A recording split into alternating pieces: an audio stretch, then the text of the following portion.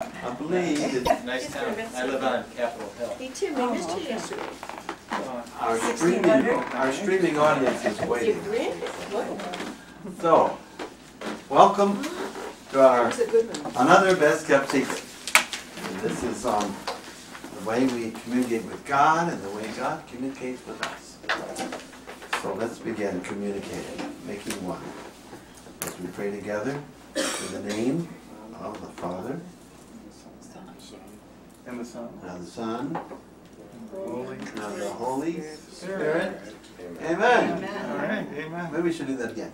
Let's do this in always, not just in our own name, but in the name of Father, the Son, and the Holy Spirit. Amen. All right. All right. Loving God, you have called us in the union.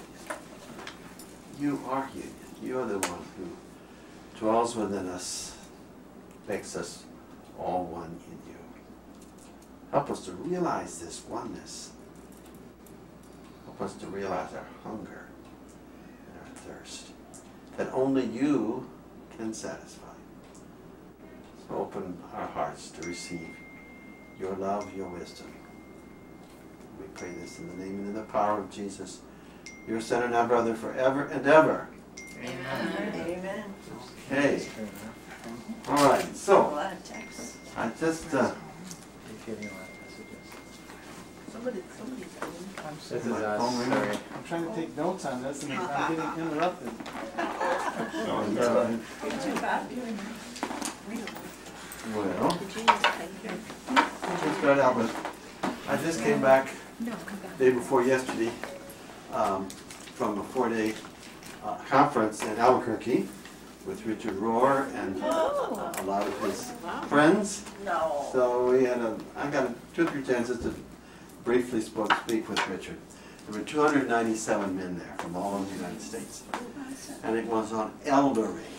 Oh, yeah. Older men mentoring younger men. You know. And so it was all men. It was a male spirituality conference. With all the drumming and everything. We all were asked to bring drums. And we were just drumming up a storm, but going around in the circle and everything, drumming. And we had a big time, big time. All right. Anyway. I hope you had one, because I have a couple beautiful ones that could have loaned you. Oh, really? I borrowed one from St. Jude. I wish I'd have known Oh, that. keep that in mind, yeah.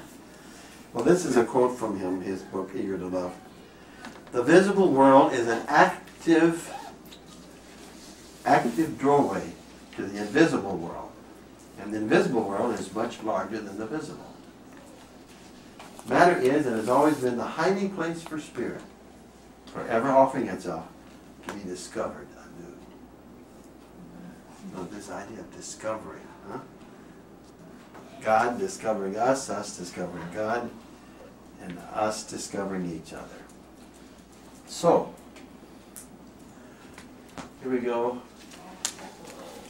This is the great statement from John 17. Let's read that together. It's so rich. You hope you brought your Pepto-Bismol. It's so rich. I do not pray for them alone. I pray also for those who believe in me through their word, that all may be one, as you, Father, are in me, and I in you. I pray that they may be one in us, that the world may believe that you sent me. I have given them the glory you gave me, that they may be one, as we are one. I living in them, you living in me, that their unity may be complete, so that the world know that you sent me, and that you love them as you loved me. Wow, John 17. You could spend a lot of time just reflecting and meditating on that one paragraph. Huh? I'm convinced that if we really understand and integrate the 17th chapter of John, we've really gotten the message of Jesus. I think this is the kernel, that oneness, you know? And that's why, you know, the whole understanding of sin is separation. It's the opposite of this oneness. That's what sin is. It's not an ontological entity on its own. Okay. Communion. Get back to the old Latin cum unio. One with. We think of going to communion, don't we? at Mass. We go to communion, but really, it's more wanting with God, wanting with all others, wanting with our very selves. That's what this communion means. Julian of Norwich coined the term wanting, and she wrote, who's going to read that first, these two paragraphs? Go ahead. Right, on the thing. No, I know, I looked down to read It's it. kind of hard. Yeah. We speak of going to communion No, instead. but no, Oh, she wrote, quote, she wrote, here saw I a great wanting between Christ and us, to my understanding, for when he was in pain, we were in pain. Go on. yeah. It is easier for us to get to know God than to know our own soul. God is nearer to us than our soul, for he is the ground in which it stands. So if we want to know our own soul and enjoy its fellowship, it is necessary to seek it in our Lord God. Okay. God is nearer to us than our own soul. God is the ground of our being. Huh? So if we want to know our own soul, who we are, then we get more in union with God. The knowing of the mind, the knowing of the heart. Getting fancy with our little, what do you call them? Animations. Animation. That's right. I'm just,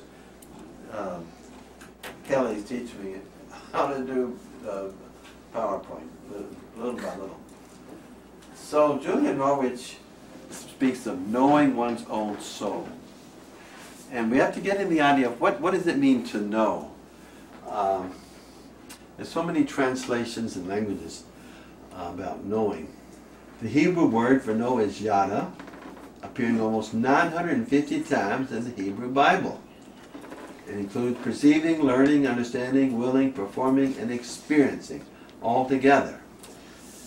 Now, to know is not to be intellectually informed about some abstract principle, but to apprehend and experience reality. Because we think of knowing and not so much experiencing reality. Similar to Greek, gnosko, gnosis, means intimate knowing by experience. And epistemai means perceiving, observing, examining. In Spanish we have the two forms, yo conozco, I know you, and yo sé, I know. I know that the world is flat or round or whatever it is, and then I know you as a person. In English we're limited. We just have the one word know, and it includes everything. I know you, I know Spanish, I know, you know. So we're limited, okay? Our faith calling us to knowing with the heart. Okay, now, who wants to read the first quotation here? Okay, Tim. When I read something that rings true and goes straight to my heart, or hear or see it, that aha feeling comes. I know that I am in the presence of something greater than I am. Any persons whom you have ever met, even if you have just exchanged a glance on a bus, have become part of your being, and consequently, you are in some sense responsible for them. You carry them in your heart. Native American saying from Richard Rohr. Okay. That's a kind of a striking statement. If you just exchange a glance on a bus, this person has become a part of your being, and consequently you are in some sense responsible for them. What does the word responsible mean? Yeah. What is the etymology of that?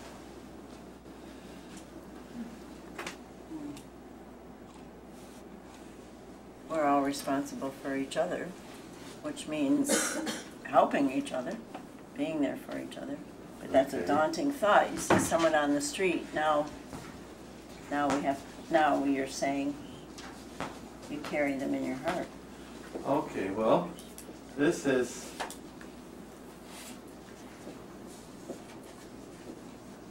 responsible when you break it up. It's of the ability to respond, the ability to answer. In other words, a connection is made when you know someone, even you just get a glance at them on a bus or on the street, so that you're not the same person because you have had this connection, right? Mm-hmm.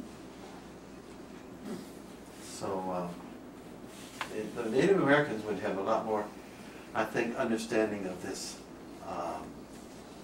this connectedness, because they're so connected to the earth and to the nature. Water, fire. Yeah. I just thought I'd mention an experience I had a couple of days ago. And that was, I was on an airplane and I saw a disabled woman who I got the sense that she was withdrawn and self-conscious because she was different clearly from the rest of us. And I just caught her eye and just gave her a smile, and she gave me the warmest smile back. And I thought, wow, that was just a real wow experience. And then as it turns out, on my next connection, she was on the same flight. Oh my. And, you know, the only one that I recognized. And when I saw her again, it's like we were friends, and she just was kind of, she was anxious to see me so that we could have that second opportunity to smile at one another again. Isn't that And it really, it was just plain beautiful. And it's just You know? a glance. It's Yeah. quick. It's, Yeah, I was you know, walking. You don't need a lot of past her, you know. time Yeah. to experience connection. Right. I mean, I've done this any number of times, and just smiling at someone and admires or whatever it is, you know, and all of a sudden, you know, they smile back. You know? Not always, but Yeah. sometimes they're thinking, "What's he up to?" You know? Yeah. Watch it first. Yeah, right. Yeah, what's he trying to sell? You know, it's like a telemarketer, right? People that on the phone. Well, hello there. How are you? And, all right. What's your gimmick here? Where are you going? Yeah. We're suspicious because Yeah. we have been Because we have to be. taken, so to speak. Okay. So just what do those quotations mean to you? Just read them again and reflect on it, and see what happens.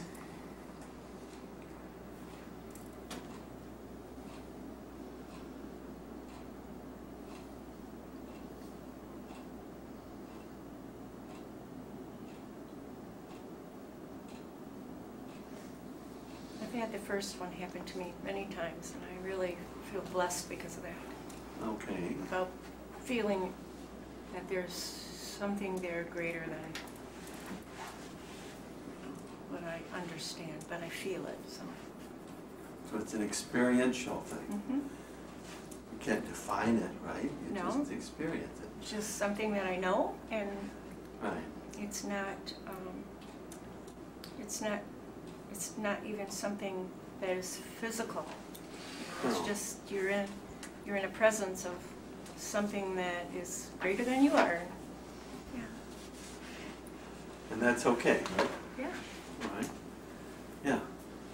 Well, I can just give another quick example of just a couple of weeks ago. My parish priest was in his homily talking about the difference in nature between Jesus and mankind, like Jesus and everyone else, and how Jesus is so giving of himself, you know, is represented by the cross and so many things.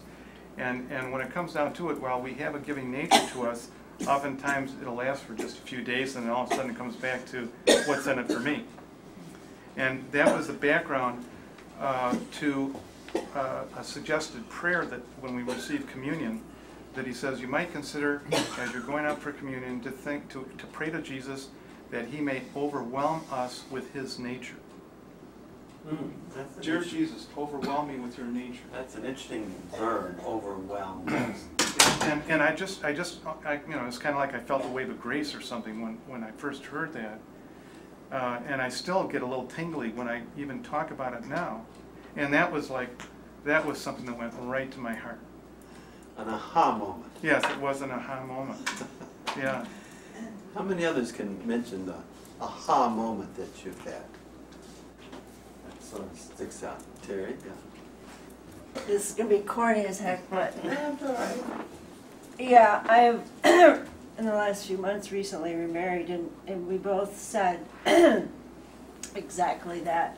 it was an aha when we met for lunch and had communicated on the phone, and then of course you don't talk about that immediately, but after a while it was a force far greater than the both of us, and that's what I mean by it sounded corny, because It doesn't sound corny. no, but I mean it just came together with that. Yeah. In fact, when I saw that, you know, when you're talking about being responsible for someone, that connection was so immediate that it was something to cherish and share, actually, because it doesn't happen a lot in your lifetime. No, no. Okay, I mean, that was way when we first, you know, yeah, started getting together, but it, in fact, I had been talking to some friends outside a restaurant that we were going to meet at, and Larry walked up and I turned around and I gave him a big hug. I said, "Hey, Larry, blah, blah, blah."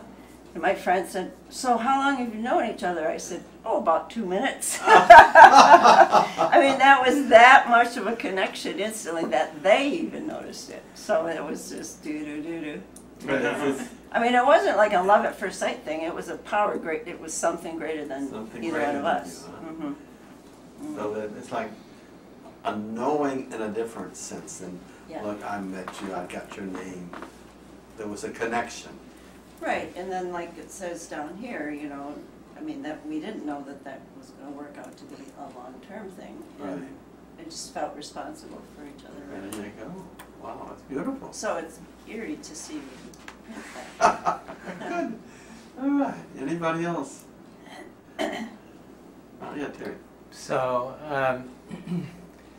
I'm somewhat reactive, but the whole greater than I am thing, to me that's, I think that's the wrong statement. I think it should be more, I'm part of something larger, which is a different thing. Instead of making this duality I see. of something greater than me, you know, when I think of aha moments or I think of it's more like I'm in the zone, you know, athletically, or Yeah. you know, I've been working on a problem and all of a sudden I have a great insight and everything assembles itself and I'm part of that. And that was maybe existing before I was. So I mean, it's almost like more alignment or Yeah. integration or in Connection. the flow or No, I that's hear what what it's- you're saying. That's a good point. It is a dualistic statement, greater than I am, comparing. and it's a value judgment saying I'm not great. Right, that's right, yeah. But I think that's an odd way to put it. Okay. Good point, thank you, yeah. And that's interesting because Richard Rohr is so known for non-dualistic thinking, Yeah, right, yeah. I might say. Well, he can be very dualistic. I asked him when I saw him a couple of days ago, I said, "Richard, you know, some of us in Grand Rapids have been talking about inviting you up to, you know, give some conferences." Because I went out to Calvin College a couple of weeks ago with Dan Pearson, and we spoke with the woman in charge of getting the speakers in for the January series. And we suggested that perhaps she might extend an invitation to Richard. We mentioned Ron Rollheiser and a few others, you know. When I mentioned about perhaps coming up, he immediately, very dualistically said, "I don't do any road trips anymore." He doesn't. He does right around. Well, it's not totally true, but he's not as active as he used to be. He's 3 years younger than I am. He's about 74, 75. So anyway, he just let me know very clearly. Okay, I'm not doing that, which is fine. There's a place for dualism, right? Hasn't he already been to the series? Pardon? Did he say he had already been to the January series? I No, thought years ago he had. he's never been to that. No, Oh, he was here for something interfaith maybe that that's. he mentioned. I didn't see him. Somebody told me they thought it was a January. Yeah. Okay.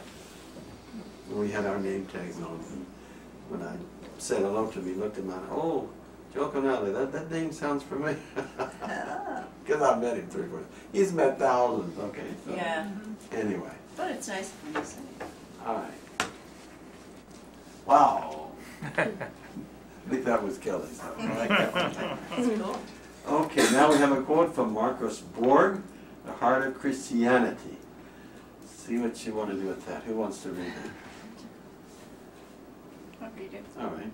When our, excuse me, when our hearts are closed, we live within a shell. To extend the egg metaphor, the shell needs to be broken open if the life within it is to enter into full life. What we need is the hatching of the heart, the opening of the self to God, the sacred, is a comprehensive image for the individual dimension, of the Christian life. Okay, hatching of the heart. Okay, when our hearts are closed, all right, we know what a closed heart is. We know what it's like to live within a shell. It's like the old turtle thing, you know. The turtle's going across the table, and you like that, and then what happens? Puts his head in, and draws his feet in, and it's safe, right? But it's also not going to get anymore, right? Protected, you know. So it's all about protecting, being protected, and taking risk. So, to live within a shell. To extend the egg metaphor, the shell needs to be broken open if the life within it is to enter into a full life. This brokenness, you know, this is the whole theme of kenosis, a Greek word for the emptying out. This was Cynthia Bourgeau's theme when she writes about, in her book, The Wisdom Jesus and Centered Prayer. She speaks of the kenotic experience. This is the word in Greek. In Greek, it's kenosis. You notice the gnosis in there? That's the same word we had in that other thing about gnosis with a G. It's all about knowing, okay? But it's the emptying out of oneself, kenosis. And this is the famous Philippians 2:9, I think, that Jesus emptied himself, taking the form of a servant, okay? And so everything about Jesus is emptying out, this total giving, which is finally consummated on the cross, okay? It's emptying out. Okay.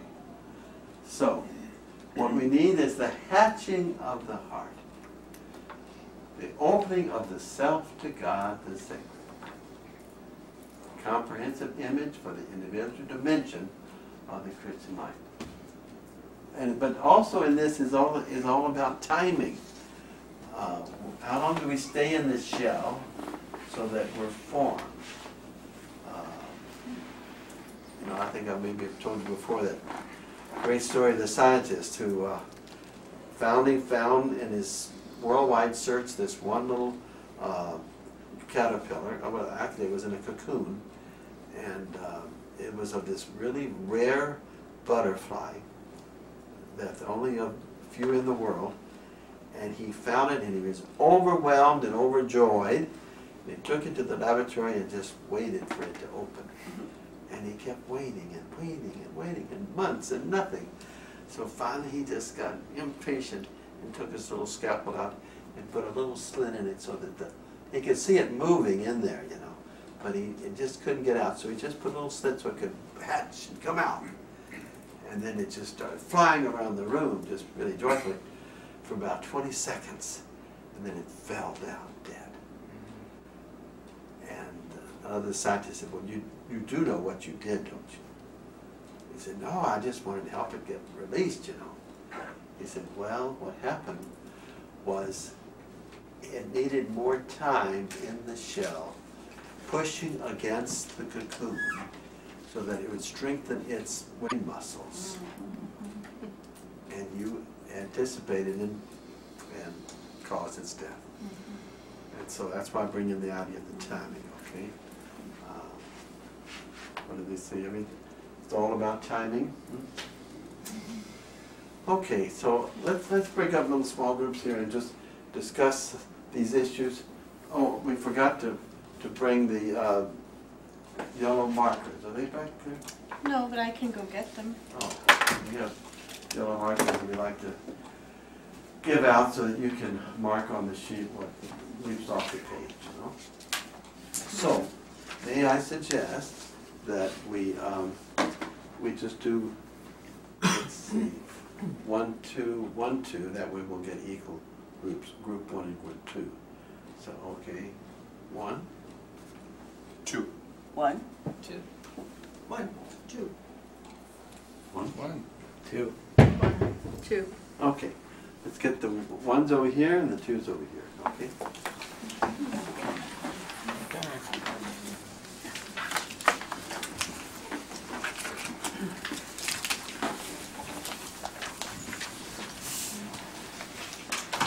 So basically what we want you to do is look at some of these quotations and Slide over here. ask yourself what resonates with you. We're talking always about resonating. Which, Oh, sorry. Here again, all right, here again was, sounding again. yeah, so Sonar, sounding, and ray is back. So sounding back, resonating. What resonates? One of my favorite words. Do I need a handout? Pardon? Do I need a handout for this? Oh, you didn't know the ones that, did you get one at the beginning? No. Oh, here, I've got one for you. oh, I got a little bit of one. That was about Well, communion those, and oh, no, here, these, wanting. this here. Yeah, yeah. Yes, it's easier For to the know Pope. God than to Now, I'm know gonna- our own soul. I'm gonna go back to that second We page seek our because soul in Yeah, the Lord. we can't read it on those sheets.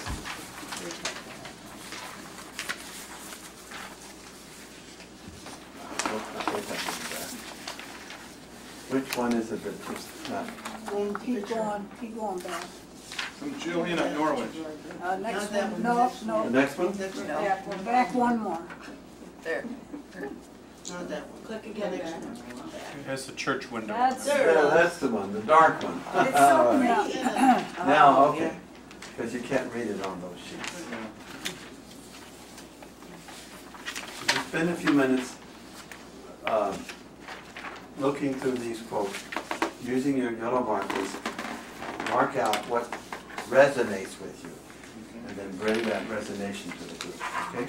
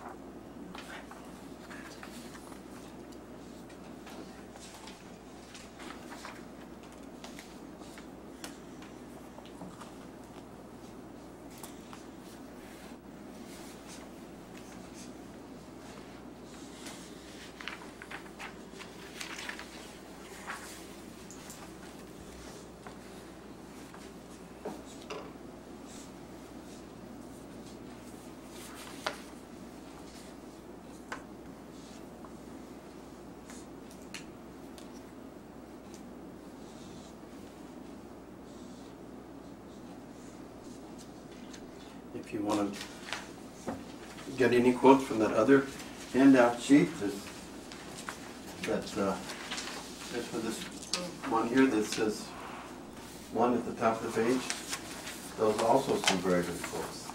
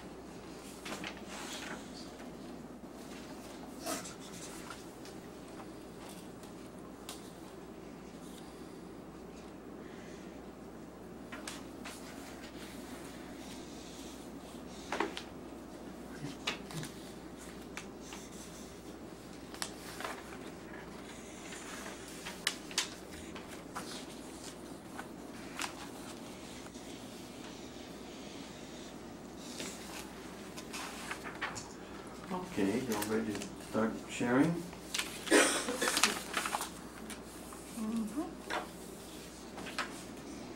There was a lot to read through in this page. Oh, I know, Page, yeah. But yeah, a lot of good stuff.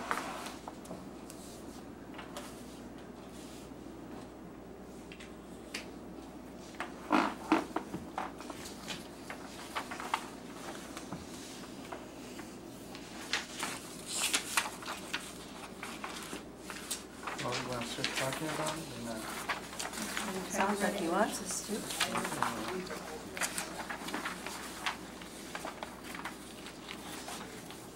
Too much resonance. I thought it was interesting about Jesus did not believe in a code of laws. You're on page 2. Yeah, Jesus often did a not- subtle form of violence. Oh, yeah. Sadly, laws often actually help to create a climate of strife and evil that perpetuate resistance to the law of love. Gandhi taught that pure deception to believe in evil can be eradicated by the passing of the law. What is needed is a conversion of the heart. But you know, this business of Jesus not believing in the code of law, it's reminiscent of him saying, well, you know, he gave us laws embedded in the heart more than I found that Mosaic really law that- interesting. that was prevalent And I in guess what I'm uh, thinking the meant was, rule of a society. you know, sometimes we can get almost too intellectual or, Yeah, he was really there to break, And well, we'll to try to fulfill the reason Mosaic it law. out, and this has got to be Complete it this way, and take because us blah, blah, blah. beyond the And limitations. we don't always Put it back, think from our heart. You know, I just find it hard. Because Thing, sometimes you know, that doesn't make, intriguing. it doesn't And make I sense like sometimes when you think from your heart. connectedness in terms of teachings of the church and at least maybe it's not so much the teachings of the church, but I think what I'm coming to believe in my practices, in my research, in my study of the church, I'm seeing increasingly that it's really about the heart. So is that different than? Well, and you can just bring that forward to just about anything, you know, not only the teachings or the church. I mean, let's just take something like racism. You don't change that until you reach the heart, Right. the heart of the person. You know, A law is not gonna, a law, a guideline, nothing. Right. Gangs, you know, and they don't necessarily want to be that way. You have to reach them before you can Right. change them. Yes, It's to probably be boiled converted teaching. from any evil or, you know, it takes a change of heart. Well, even in education, without a negative connotation, you have to reach them before you can teach them. I mean, that's just common. Make that Make connection. a connection. And that's about love too. I mean, you're not going to love every kid in the classroom, but it's still a connection. How are laws a subtle form of violence? How is, Well, I'm sorry. Law is a subtle form of violence. How are they? Yeah, you kind of said you resonated with that, and I didn't, Yeah. so I wondered how. Well, you know, for me, it's controlling. And I automatically want to resist. There's my nature is to resist. What do you mean you're telling me I think all of our nature that, might you be a know, little that, bit that I like that. can't do this? What do you know about me or my situation to impose something on me?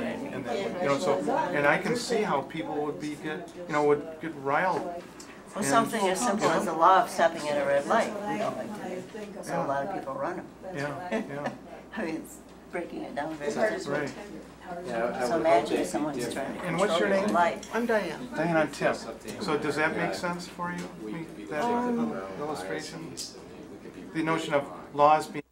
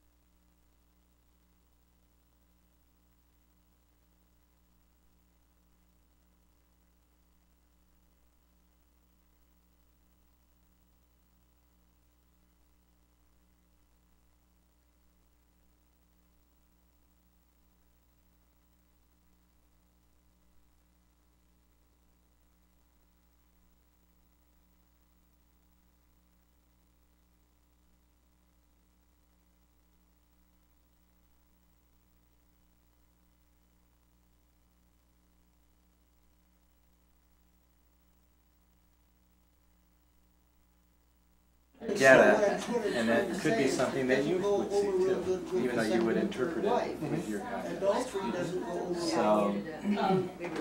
So I think that's the alignment that I was talking about before anyway. Let's give you just a couple more minutes to wrap up, all right? Kurt, do you have any input that you'd like to share? Now, going back to your one. What, from I was thinking about what you said about laws. What right do they My have? in your What mind, influence on reflect me? in heart. What I think it could mean. I think laws are important as long as there aren't too many. So don't You think we have too many now? go off Do by you think we yourself. have too many now? I'm not in a position Center of your being. to Really, there's something bigger. affirm that or deny it. Oh, no, I'm not asking you to, I just wondered what you thought. I don't know. Well, you know, in the Old Testament, there's something on the order of hundreds of commandments. And I think they were, Traditionally 613 or something like that. so they were synthesized down to 10. And I've heard the commandments described not so much as Two separate things, and the heart is the bigger thing, and the mind is part of that. You know, it's like, so don't try to separate that out, because you really want it to be one. Yeah, I was just gonna That's say a that. better that's- way of that's getting describing the what I connection. meant by protection. So, I thought of that when you were talking Yeah, too, that's thank what you you. meant by protection. by the larger. And there's also another word And that dissolves for, the eggshell. there's another translation for the word that ends up in as commandments. I think they're called declarations. I think that's another translation of That would of change the the original whole- Hebrew word. Change the whole concept, wouldn't it? Okay, let's see if we can It's something like that. start again. We're limited with time. It's always a factor, right? The time element, timing. Only because they throw us out at 8:30 instead of letting us stay till 9. I know, but that's the new rule.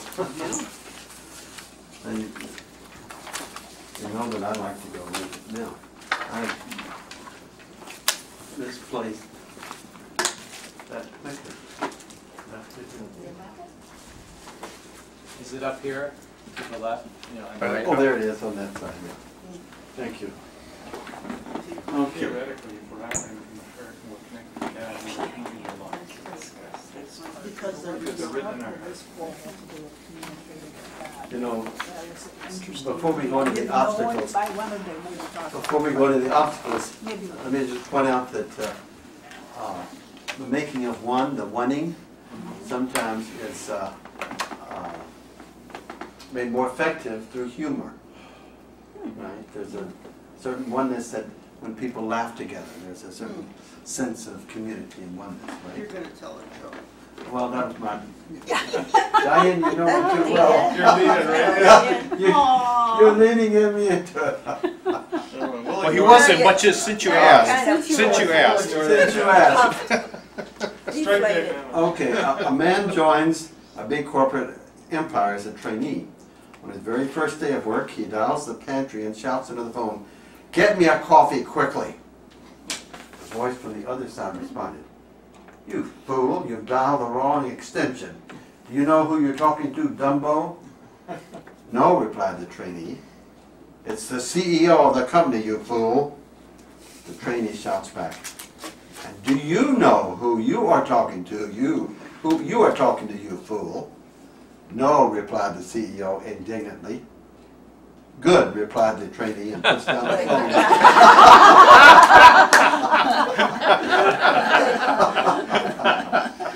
There's a benefit to knowing and not.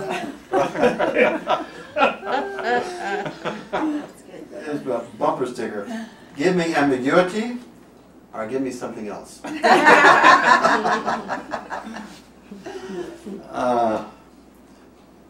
Stop repeat offenders. Don't re-elect them. Taxation with representation isn't so hot either. Okay. This last one is kind of good. About a couple of young boys were fishing at their special pond off the beaten track. All of a sudden, the game warden jumped out of the bushes. Immediately, one of the boys threw his rod down and started running through the woods like a bat out of hell. The game warden was hot on his heels. After about a mile, the young man stopped and stooped over with his hands on his thighs to catch his breath. So the game warden finally called up to him. Let's see your fishing license, boy. The warden gasped.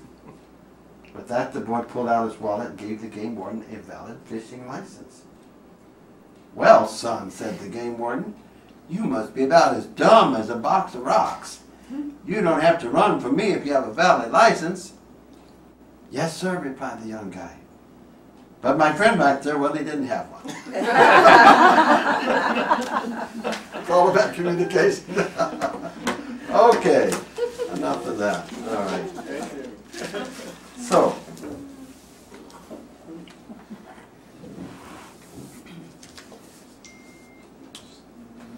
what might the obstacles be to deeper communication between God and us? Those are some of the possibilities. Huh? Fear of intimacy, fear of punishment, too busy, not a priority, lacking information as to how to pray in a deeper way. Can you think of any others? Obstacles to deeper communication between God and us. Busy minds, your mind never slows down. Okay. Lack of belief in a God. Oh, okay. Yeah. Social discouragement, people in the environment discouraging you, Okay. doing it. All right. Good. These are good responses. The first one is interesting, a fear of intimacy when you don't really, it's an inanimate object. God is. If God is an inanimate object, Right. then that's a fear, right? But intimacy, Fear of there's mind. different ways to get the etymology of that word. Yeah. But we're talking about, at least in Spanish, timor is fear.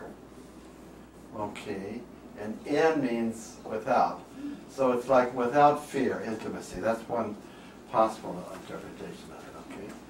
Getting close to one and not being afraid of that closeness, okay? So a lack of trust at some level. Okay, lack of trust, that's right. Okay, good. All right. Lack of information. Apophatic and cataphatic prayer with words, thoughts, and I've mentioned this many times in many classes. Apophatic means what? The Greek term. I think one has to do with saying rote prayers or standard prayers, as opposed to maybe either being without prayer or Does it have to do making with up your own death? prayer. No, we go to the Greek here. Apo, or just apo, means without. Phatic, of course, means words or thoughts. Without words? So without thoughts or words. And kata means with. Catastrophic, catatonic, all this kata means connected with, okay? So, apophatic is with thoughts, without thoughts and without words, without ideas. And cataphatic is your usual sense of prayer, which Hail Mary, Our Father, the Mass. With Okay, words. that's backwards from where it's in Yeah. Yeah, you got them backwards You got 'em on backwards. that slide. and this one here. Did I ever get it backwards? Yeah. Well, it's backwards from what you're saying.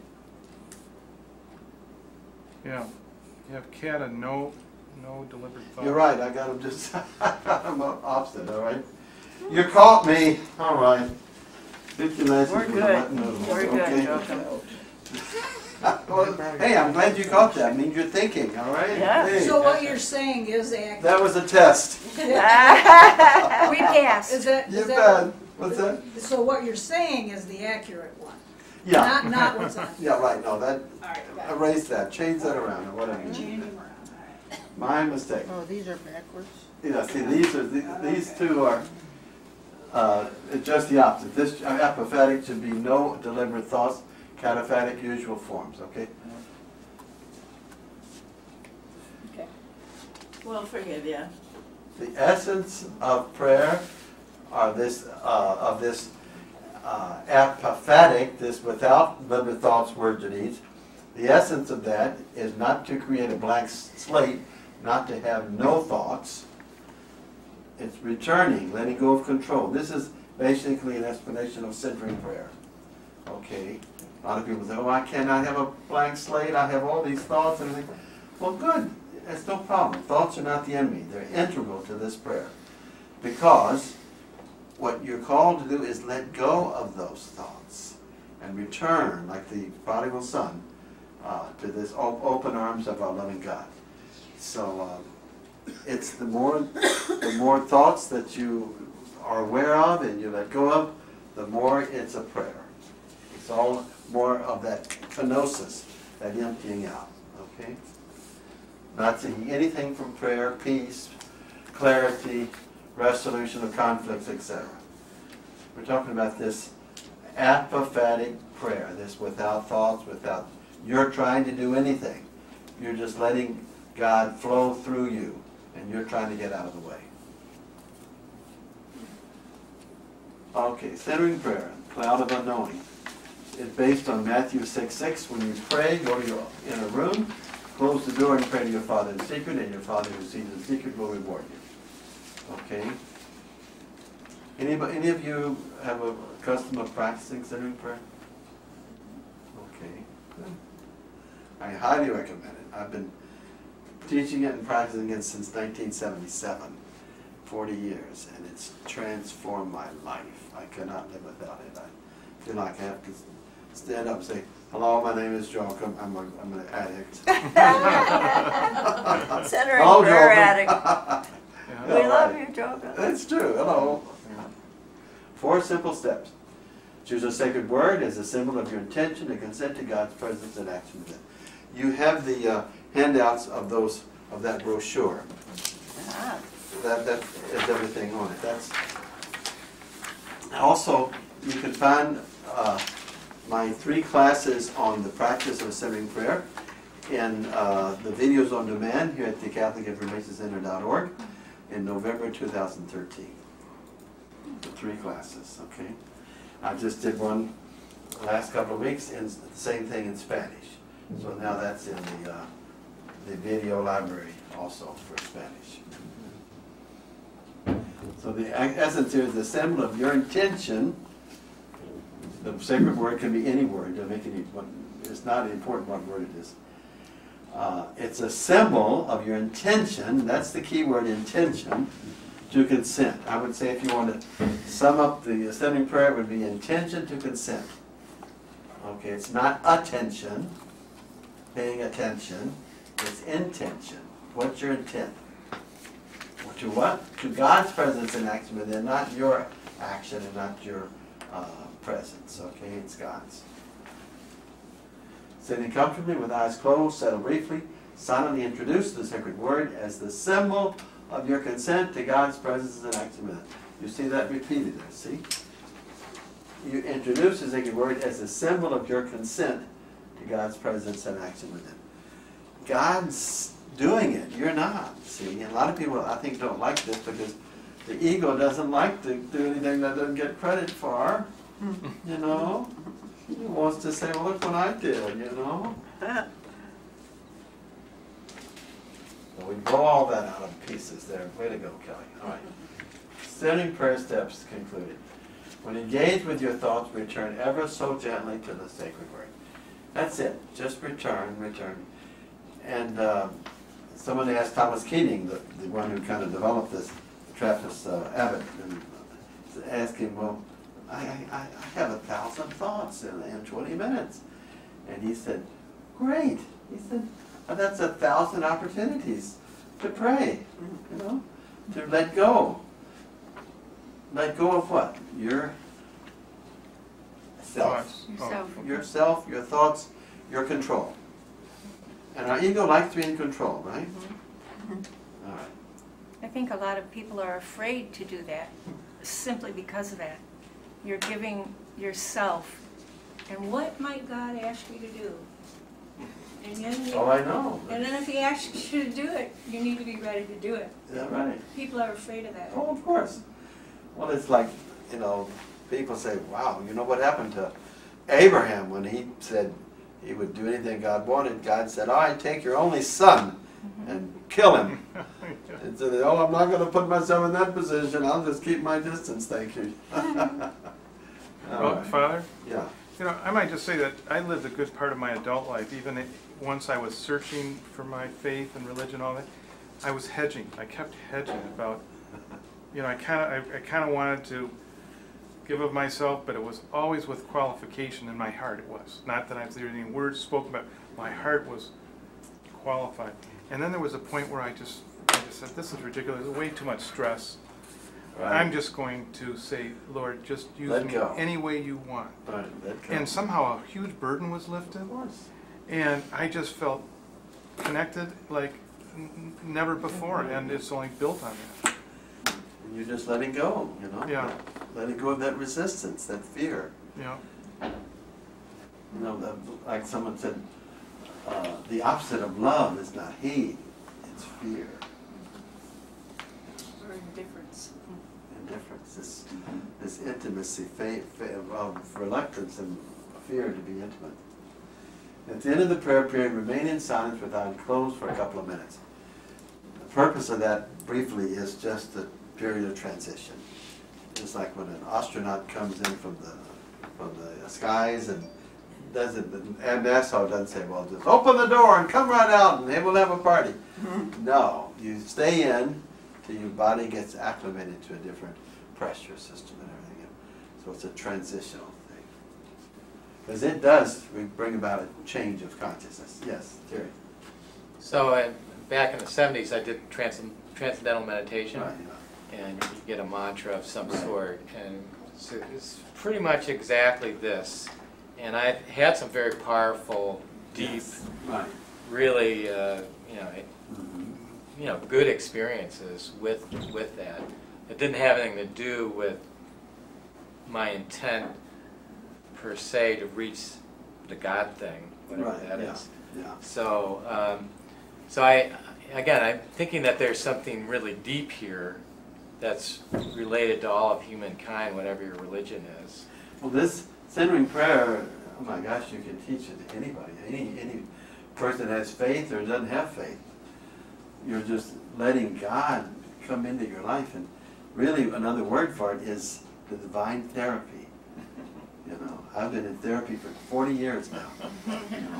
God cleanses you and takes away your fear, reveals your shadow and all that, and you gradually get used to it and say yes to it, and it's a gradual emptying out. It's I don't have to pay $150 an hour to a psychiatrist, you know. I'm free. It's free. Yeah. Father, what is the difference between Eastern meditation and centering prayer? Well, Eastern meditation, if it like Buddhist and Hindu and so forth, okay, they don't have the concept of a personal God like we do. Okay, Buddhist in particular is not theistic like we are. Okay, and so they want to reach nirvana, which is a sense of no attachment to anything. Okay. And I was privileged to be in the Bahamas in May, all expenses paid, and a generous stipend, to represent the Christian faith in an interfaith symposium for a week. I was the only Christian presenter. The others were Buddhist, Hindu, Muslim, Jewish, First Nation or Native American, grandmother healer, Isabel, she was a great lady, and myself. And we each gave a presentation on what it means to meditate in our particular faith tradition. It was a powerful experience. Plus being on Paradise Island, I mean, come on. And I'm glad I went before Maria got there. Yeah. Or, what were the other ones? Irma. Irma and Maria, they made little visits that took away some of the charm of that place. Was the end of that experience that there was a lot of common ground? Is that what you meant by power? Yeah, a lot of common ground. A lot of love, a lot of non-judging. Okay, just accepting one, whereas not trying to convert the other, just trying to understand what your faith tradition is and what your prayer practice is. lot of sharing, and it was really, really powerful. So the primary difference would be between the two is that as Christians we understand that God is involved in the process? Well, you know, this is God. There's so many names for God, okay? Muslims would say Allah, you know, and so forth. But, you know, basically the Abrahamic tradition, the Jews, the Muslims and the Christians, those are the three ones that came from Abraham, okay? And they all came afterwards. The Hindu is 3,000 years old. It's the oldest of all religions, you know. And then Buddha also is very old. So, but like the Hindus, they had a lot of images of their gods, like elephant god and all of this. They had a lot of these images, you see. But they say they're manifestations of God. But it's the difference, and the real difference between our religion and our personal God, our relationship with God. You know, they wouldn't buy the incarnation of Jesus, you know. So, but it's so wonderful to hear what they believe in and what they share. You know? So intention, not attention. No need to feel. One has to. No need to feel. One has to repeat the sacred word. So it's not a mantra, in the sense of repeating over and over a word. If the sacred word is needed, it's like what I say when I'm swimming and I feel like I'm sinking. I'm looking for anything and everything that hold me on the surface. That's the purpose of the, you know, the sacred word, to bring you into focus and to enter into awareness of not trying to make anything happen.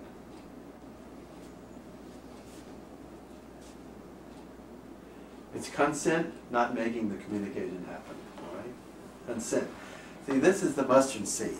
This is, you know, Jesus used the parable of mustard seed, that the smallest of seeds that became this beautiful plant with all the trees and all the birds to fly in.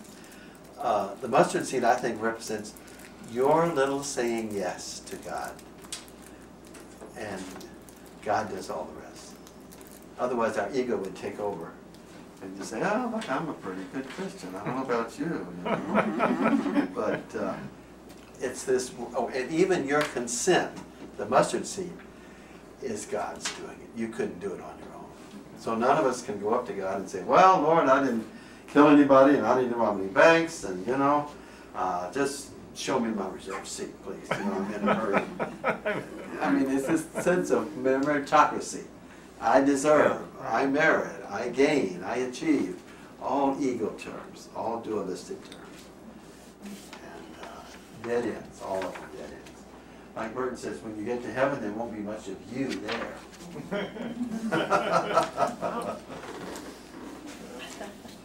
No judging or evaluating, ever. You know, oh, I didn't do very good today. You know, I was all over the place. Well, let it go. Don't even think about it. It's not you that's doing it anyway. It's God that's doing it through you. Perseverance. A lot of times I sit down twice a day. Richard Rohr, his tradition is they call it a sit, S-I-T. You know, this we'll do our sit now. So we had a sit every morning at 7 to 7:30, and then breakfast. Not everybody could come if they want to. About half of them would come. 297 people. And so it's a sit, and it's allowing God to transform you. That allowing is the mustard seed, the consent. Okay? And persevere.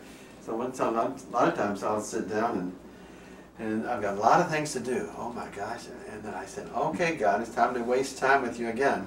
Because it feels like you're wasting time. What are you doing just sitting there? So the whole thing is, don't just do something, sit there. You know? Yeah. It's the divine therapy, okay?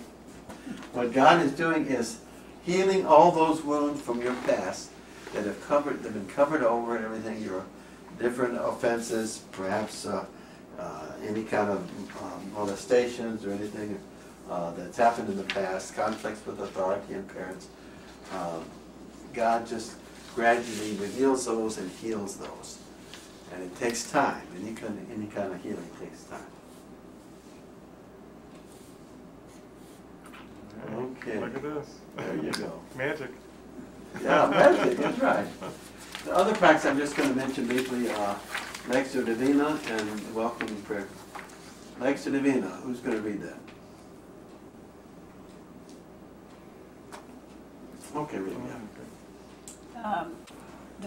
Latin for divine reading is a traditional Benedictine practice of scriptural reading, meditation, and prayer intended to promote communion with God and to increase the knowledge of God's Word. First, a passage of Scripture is read, then its meaning is reflected upon.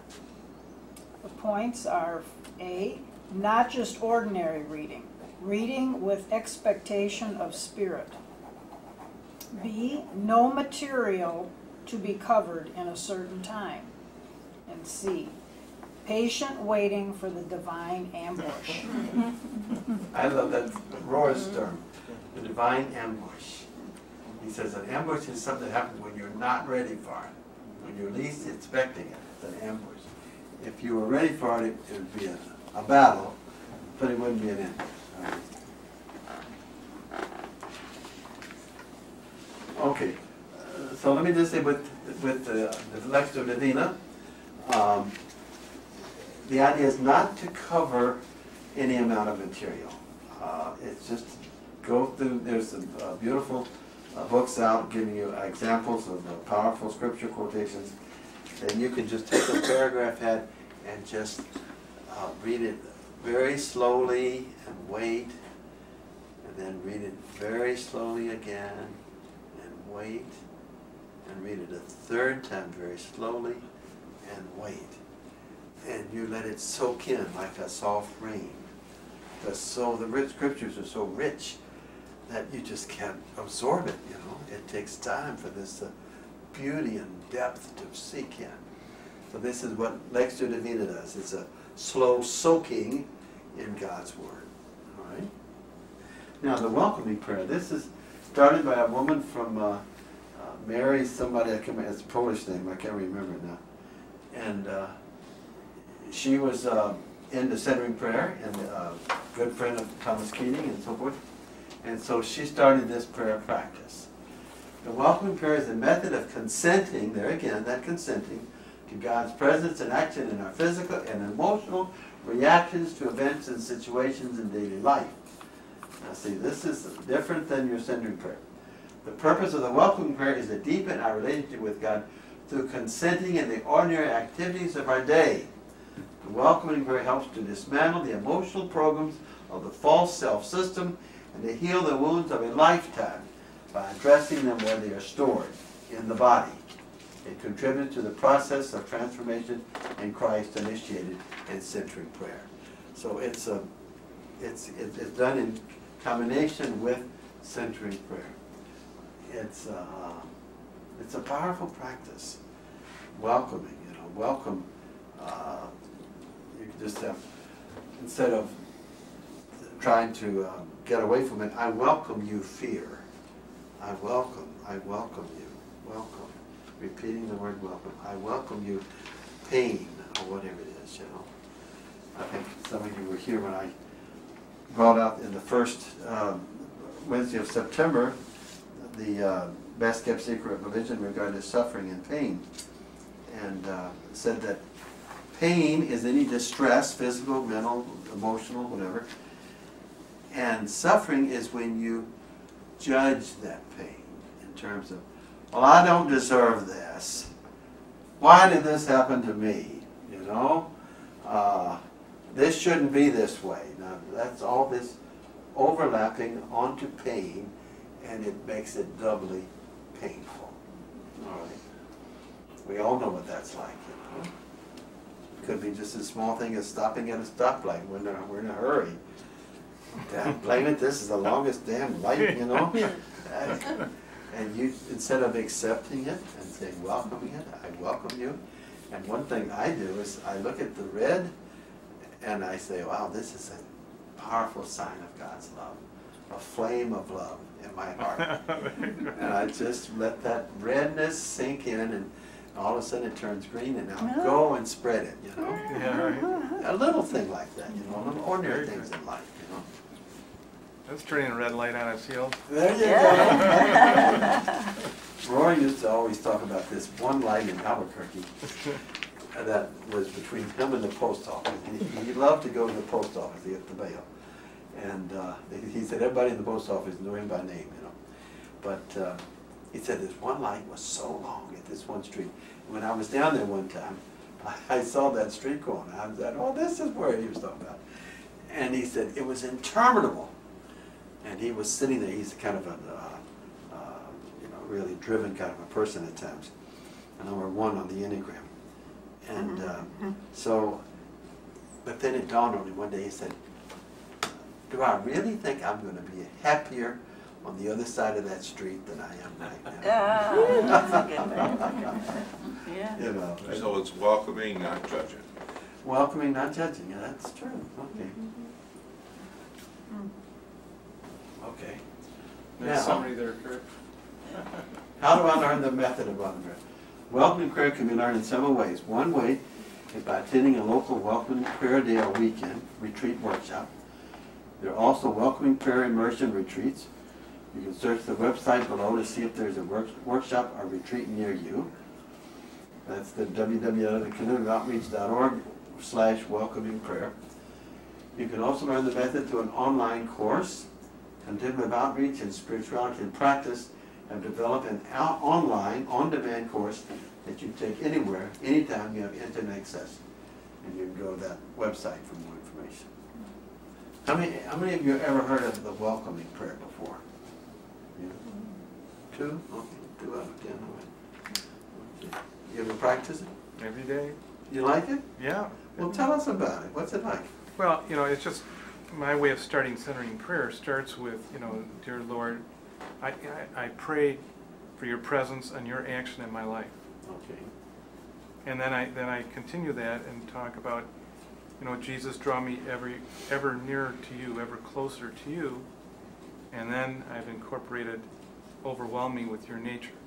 And then I just then go into my centering prayer practice. Okay. And then I finish up with an Our Father at the end. Okay. Okay. So that's a little different than really what the welcoming prayer is. That's welcoming prayer is a unique practice. Okay, then I guess I'm not getting it, but maybe I can learn from the website. Yeah, if you look at the website, Yeah. you'll see what it is. It's distinct. Okay. It's for the times outside of when you're doing centering prayer. Yeah. Mm-hmm. So it's like when somebody like bothers you when you're driving, it's like, I welcome the presence of this person because it reminded me to remember God, or something, you know. And then he talks about the different, what does he call them? The false self system, and it's power and control and whatever they are, and then so it's like I welcome this lesson in power and control, or whatever it is, and give it back to you. So it's like trying to search for instead of resisting the good. Right. in any It's like, situation. what lesson is this bringing to me? I Acceptance. welcome that lesson. I mean, for instance, you're out in the parking lot and there's only one parking place left, and you're dying to get in, you're late for an appointment, and someone dashes in front of you and gets that parking place. And you say, welcome. Yeah, right. You're choking on your words. You want anything but that, but it's saying yes over to that which you cannot control. It's kind of like giving thanks in every circumstance. Right, okay. Sounds like mindfulness too. There's a lot of Mindfulness, that yeah. same practice in mindfulness. And being also aware of how much we want to control everything. Weather and sports and you name it, our health, how long we're going to live and everything. What did I saw this one comic? This little, was it Dennis the Menace or somebody was talking to the guy next door there. Mr. Wilson? Oh, yeah. Mr. Wilson, yeah. And said, are you telling me that you hate growing older, but you want to live as long as you can? That's good awareness. We're complex, aren't we? Okay. What was that, a bumper sticker about ambiguity? Right. Did you remember what it was? No, but it applied there. All right. Give me ambiguity or give me something else. All right. Okay. Let's read this, huh? Welcome prayer is a tool, everybody, to help quickly reduce painful emotional overreactions. Its purpose is to help one let go and let God Naturally. heal our emotional wounds and to show you better paths to take in life. People who know how to effectively use welcoming prayer can often quickly recover from an upsetting situation within just a few seconds. For example, it can be used to help you sleep by clearing the mind of bad feelings that wake you up in the middle of the night. Practitioners also eventually start to see life more clearly, which helps them avoid blind, unconscious survival reactions. A variety of emotional and physical knee-jerk reactions were stored during your childhood deep within your body to help you survive. For example, fight or flight reactions to unusual noises. Many of these automatic reactions are quite useful for dealing with simple physical threats. However, in a more complex world, blind reactions often make the situation worse. That make sense? Yeah. Final thoughts. Any and all communication with God is not something we do, but what God does in, through, and with us. And we can also add as us, with this sense of being one with God. We participate. That's the key word, participate. We don't do it, we participate. In the preparing of the ground for the planting of God's love deeply within the depths of our being, not demanding why or how, but simply repeating the response of Mary, be it done to me according to your word. Letting go, kenosis. This is our communication with God. Letting go of our false self, which is basically that part of you that is unaware that we're united with God. And that's, it's this whole, that's what we really want to stress, is that we live in this illusion that we're separate from God. We've got to somehow breach the gap. You know, God's out there and we're here, and we've got to reach God through prayer and rosary and mass and all that. And God's already deeply within us. We just don't know it. We're not aware of it. We need to be awakened to it, okay? And that's what a deep spiritual practice will do. It will wake you up to what is real. And I think Roy said one time he was on a retreat in the Trappist monastery and going through the woods, and all of a sudden one of the monks, a former abbot, comes along the path, and of course they don't speak at all, so he just stepped aside so the abbot could go by. He was the abbot was living as a hermit also, and after he got a few steps beyond Roar, he turned back and said, "Hey Richard, I don't get out to talk, but you do. Tell people one thing. God is not out there." And he turned around and went through the woods. And so Richard never forgot that. God is not out there. And this oneness with God, that's what we have to do sending prayer for, and all your kind of contemplative prayers to realize this oneness. So, we have a few minutes for some questions or comments. You might want to flip to the next slide so you can tell them what next month is going to bring. Oh, good idea. All right. Producer. There we go. Director's producer. I don't know where Kelly found that one. It fits the thing. Best kept secrets of religion. Ultimate life questions. Yeah, next time, the first Wednesday in December, sin and grace are the relevant terms for today. That's one of my favorite topics, is getting into the whole meaning of sin and grace. Religious terms, Catholic terms, Christian terms, that we basically have lost sight of the real meaning there. And I'm just starting to listen to an Audible book, The City of God by Augustine. And he wanted to get in touch with all this terminology that they were throwing around and get more meaning into it. I think if I would ever write a book, it would be this whole idea of how to put churchy words into everyday language so that it resonates with us, you know. The word grace and sin. What others would be in there? Faith, belief, Faith, love, belief, trust, hope, trust, you know, oh no, charity. healing, I mean, so many, right? Prayer. Yeah. So it's all trying to translate these words into something that resonates, sounds within us all over again. So it gets us to tingle inside with excitement and resonating with truth. That aha moment, okay?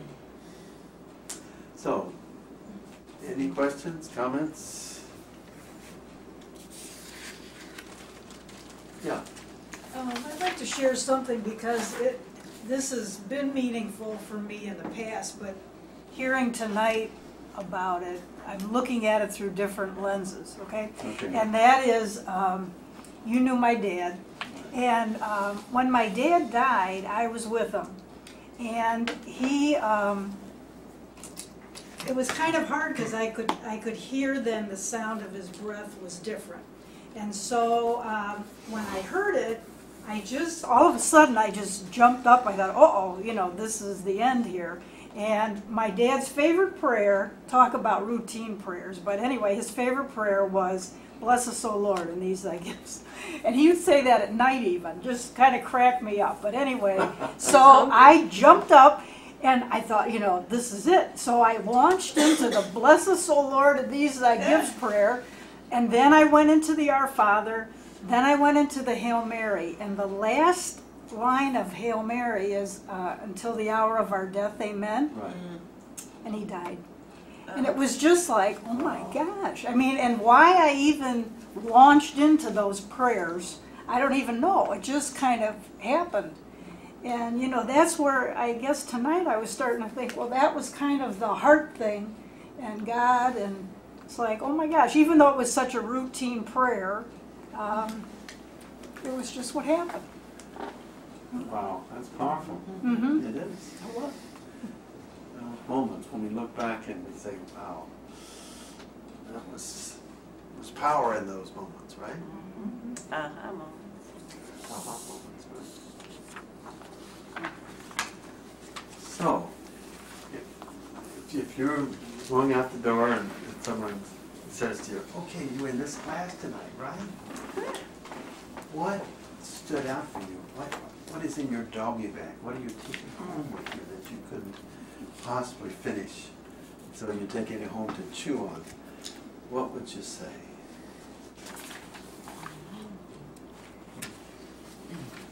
I would say that part about the closed heart, having been there, did inspire me, and that whole page, number 3, knowing with the heart, you know, that was pretty, you kind of always know that, but tonight it made a lot of sense for me. What would I say? I would say learning more to lead with my heart, or believe in my heart. Okay, all right. Great. Who else? Well, I would say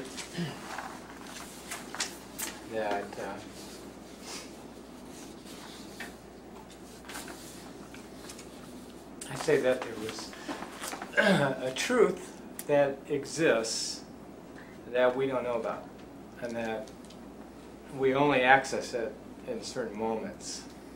And it's great to see it. it's very comforting to realize it's still there, or that it was there all. It's there all along, and that's why everybody's kind of connecting to it at different times. Okay. So that's what I'm getting out of this. Okay. Like, almost like there's different facets, like a diamond. You turn it around and you see different. No, it's more like there's veils, Okay. always. All right. And then, but there's something. There's truth. There's structure. There's, you know, there's something that is bigger, not necessarily greater. Maybe depends how you term that. Okay. But some larger thing, and Okay. that it's great to connect to it. Okay. And that's the aha moment, or That connecting, that community. there's different ways of connecting, different kinds of prayers that you Making one, talked one about egg, here. right? Yeah. One egg. Oh, good. I like that. All right. Anybody else? Yes, Diane. I like that word resonate, and I never really knew what it meant until one time a friend of mine said, watch this. And he took his guitar and he plucked the E string, and he took another silent guitar and brought it up close to the first guitar, and the E string on the other guitar started to vibrate even though no one had touched it. Wow. And that is resonance. That is. So when I think of that, and correct me if I'm wrong, but when we think about having the mind of Christ or being one with, then as we see these things that resonate with us, they like that connection that's the aha you talked about in the first page. Yeah. It's like, I know sometimes when I have an aha moment, I get goosebumps. Mm-hmm. And I always think about it in terms of, I want to have as much of myself in contact with this moment as I can. And that's what goosebumps do, is increase your skin surface area. And it's like I'm reaching out to just let it in. Okay. Okay. So is that anywhere close? No, I like that. You bet.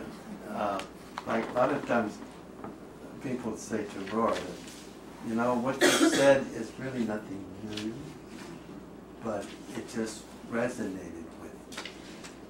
It's like this other guitar string next to it. There's something about truth that does that. Because it's in you. It's in you, right? And you recognize it. Yeah, you're just participating in it. Okay? Yeah. It's not yours. No, it's not you, but it's in you. Good. Yeah. That's exactly how I was. I have always had a very strong faith, and tried to live my faith. But when Mary introduced me to meditation and contemplation, which was about 1.5 years ago, it changed my whole thought process. Because, I mean, I always knew I had God within me, Yeah. but I didn't actually know how to contact Him. Ah. Okay. My prayer, the way I pray changed, the way I think about other people changed. You know, people that irritate me don't irritate me anymore. There you go. You know, I'm glad to hear that. You know, I just, it did change me, and it made me more aware of exactly what God wants us to be like. So a transformation of awareness. You know, that, wow. That's And I don't feel that it was something I never had before, but I didn't recognize it That's before. it. And this is that beautiful word, recognize, you know. And then it comes, well, I know it in Spanish, reconozco, which means to know all over again. And Yeah. so the idea is that when you recognize someone, you would not recognize someone if you had not known them before. Right. So it's reconnecting, it's knowing again, okay? In a different way, maybe. Okay, anybody else? This would be to cherish the aha moments, yeah. and I'm grateful for them. Amen. Yes. A lot of times they're very brief, they're quickly, you know. I mean, some to my prayers, Lord, give me glimpses of you. You don't have to be long, full-length movies, you know, but a glimpse of you that will whet my appetite for more. That's beautiful. And that's what God does, gives us little glimpses, right? Mary, you're shaking your head. Does that resonate with you? Oh, yeah. In what way?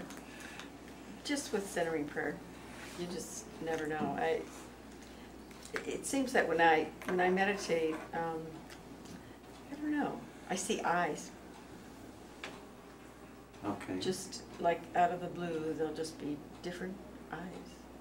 Different eyes, huh? Yeah, and I can't explain it. I don't try to evaluate it. You're right. I just appreciate it. I don't know. So it gives new meaning to that phrase, the eyes have it, right? I guess. That's really true. Okay. Yeah. I just like to focus on the heart. Okay. Leading your life with your heart. Right. And sometimes I have a hard time with being hard-hearted. Right. And so, you know, that's resonating with me, the need to think about a softening heart. And Yeah, there was a beautiful quotation in there about softening of the heart, wasn't it? Mm-hmm. One of those things. I forgot what it There's a verse about give me a heart of flesh. And instead of this, a heart of when I was stone. in Albuquerque, we had this council. We would break up into groups of 10, and with 300 people, we had 10 groups of, 30 groups of 10, yeah. And so we had this process, and they had 4 rules. Of course, and I can only remember 3, of course, but anyway. First It's that fourth one. is listen with the heart, speak from the heart, and be of lean speech. In other words, just don't go on and on and on and on. There's one more, and I don't remember. I've got a good memory, but it's short. But it's one of those. We use that, and we had a talking stick, and you'd be on the floor in the middle, and whenever you want to talk, you pick up that stick, and you had the floor, and then you would speak from your heart, and everyone would listen from their heart, and we would not respond to one another, not to ask questions or say, well, I like that. No, just let people speak from there. And a lot of pain was expressed, a lot of pain and brokenness that came out, and of course the big thing was confidentiality. You don't walk up to someone in the dining room and, you know what you said in there? No. That's if they bring it up, that's different. But otherwise, it's so a lot of beautiful stuff happened. Okay, we did an hour of that every day for 3 days. And I'm going to try to introduce that here to people and use it in my work in the Dominican Republic with the missions and try to get them to improve their organizational skills with that. So. 1 or 2 others. We're just about winding up. I got another one. Okay. There's a quote from St. Francis that says something along the lines of, preach the gospel always. Right. Use words only when necessary. Right. Yeah. It's one of my favorite ones too. Let me just close with this poem from Rumi. Rumi is a Sufi poet that is one of the best in the world. It's on the back of one of your sheets there. Listen, O drop, give yourself up without regret, and in exchange gain the ocean. Listen, O drop, bestow upon yourself this honor, and in the arms of the sea be secure. Who indeed should be so fortunate? An ocean wooing a drop. In God's name, sell and buy at once. Give a drop and take this sea full of pearls. Beautiful. And then that last one is, the happiness of the drop is to die in the river. Whoa. Okay. There's layers to that. Loving, gracious God, thank you for tonight. Thank you for the beautiful exchanges we've had together, participating in your truth and your love. Help us to be you as we walk and we talk and we drive and we sleep help you to be revealed to each person